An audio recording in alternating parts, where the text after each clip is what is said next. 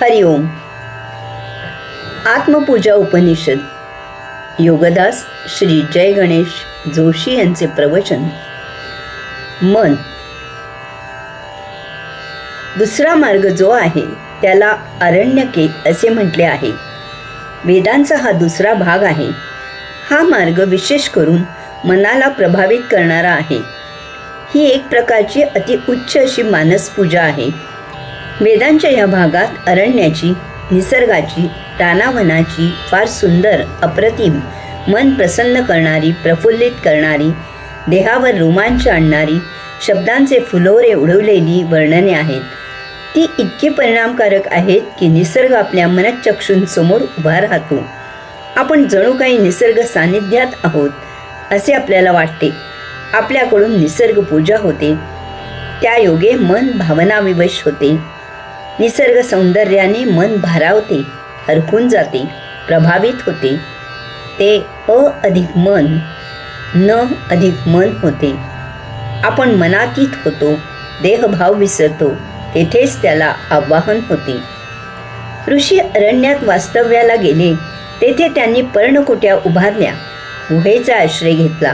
ऋषींनी निसर्गपूजा आरंभिली. त्यासाठी मंत्र, ऋचा रचल्या.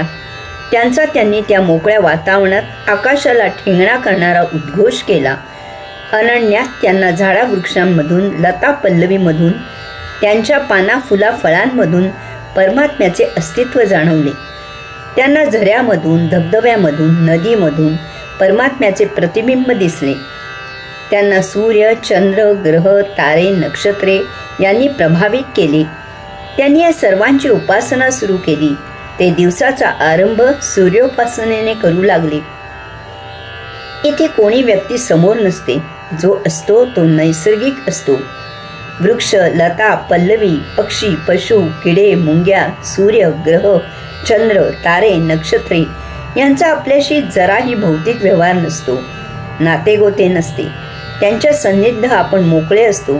त्यांच्या लीला अनुभवण्यात आपल्याला महाआनंद मिळतो. निसर्गात आपण स्वच्छंद होतो, प्रसन्न होतो, लहान मुलासारखे निरागस होतो, बागडू लागतो, हसतो, गातो, नाचतो. पर्जन्याच्या धुवाधार धारा, उंच कड्यावरून कोसळणारा धबधबा, कोसळताना त्याचा तो आसमान भरून टाकत गर्जना करणारा आवाज, दुथडी वाहत असलेली नदी, डोळ्यात न सामावणारा समुद्राचा विस्तार, पहावे तिकडे अथांग पाणीच पाणी, त्याच्या त्या उसळणाऱ्या लाटा, त्यांचा तो घनगंभीर आवाज, त्यांचे ते किनाऱ्यावर येऊन धडकणे आणि तात्काळ विरून जाणे, आकाशाशी स्पर्धा करणारे उंचच उंच महाकाय वृक्ष, त्यांच्यावरील हिरवी पाने, वृक्षांना प्रेमाने विळखा घालणाऱ्या लढीवाल लता पल्लवी, त्यांना आलेली नाजूक परंतु सुवासिक फुले, त्यांची नयन मनोहर रंगसंगती, त्यातील विविध वैचित्र्य, झाडांना आलेली सुमधुर फळे, त्यांच्या नानाविध चवी, असंख्य रंग आणि आकार असलेले पक्षी, त्यांच्या त्या गगन भराऱ्या, त्यांचे ते सूर स्वरांशी लीलया खेळणारे विविध आवाज, पशूंच्या विविध अकराळ विकराळ जाती, सरपटणारे असंख्य प्राणी, हरणांसारख्यांचे बागडणे, मोरांचे ते हिरे माणके पाचू बसवलेला पिसारा फुलवून थुई थुई नाचणे, सूर्योदय, सूर्यास्त, चंद्राचे चांदणे, त्याची नित्यदिनी वर्धित होत असलेली कोर, पौर्णिमा, पुन्हा त्या चंद्रकोरीचे कमी कमी होत जाणे, अमावस्येचा घोर अंधार, नक्षत्रांची किमया, ताऱ्यांचे लुकलुकणे, धूमकेतूचा तो नयन मनोहर पिसारा, किती आणि कसे वर्णन करावे. मानवी बुद्धी थिठी होते. कल्पना तोकड्या पडतात. डोळ्यांचे निरीक्षण क्षीण होते. भाषेतील शब्द संपतात. परंतु निसर्ग संपत नाही. ते मन संपवून जाते. देहभाव क्षीण करते. सभोवती एक निराळेच आध्यात्मिक विश्व निर्माण होते. हेच त्याला आव्हान असते. तो म्हणतो, हे सारे म्हणजेच मी आहे. आणखी निराळी असे मला यायचे प्रयोजन काय आहे. ऋषी अरण्यात गेले. ते पूर्ण नैसर्गिकपणे जगले. ते पर्णकुटीत राहिले, गुहेत राहिले. त्यांनी कंदमुळे खाऊन उदरनिर्वाह केला.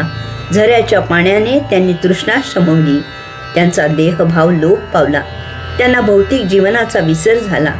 अरण्यातील प्रत्येकात त्यांना परमात्म्याचे दर्शन झाले, ते साक्षात्कारित झाले.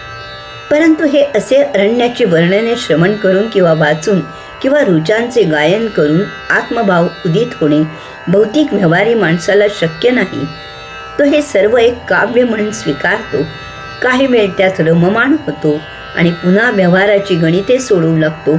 उपभोगांसाठी डावपेचांची आखणी करू लागतो. तसेच अरण्यात राहणे प्रत्येकाला शक्य नाही. हा मार्ग फार फार खडतर आहे, कठीण आहे, अति धोकादायक आहे. अरण्यात तुम्ही कशासाठी आले आहात हे त्या पशूंना समजत नाही. ते विचलित होतात. ते तुमच्याकडे संशयानेच पाहतात. या जीवाला धोका असतो. अरण्यात गेले तर ते नाठाळ मन आपल्याबरोबर भौतिकाची स्वप्ने पाहत राहू लागते. भौतिक जीवनाची स्मृती नको त्यावेळी आणि नको त्या स्थळी धोका देते. यामुळे हा मार्गही जनमान्य झाला नाही. हरिओम.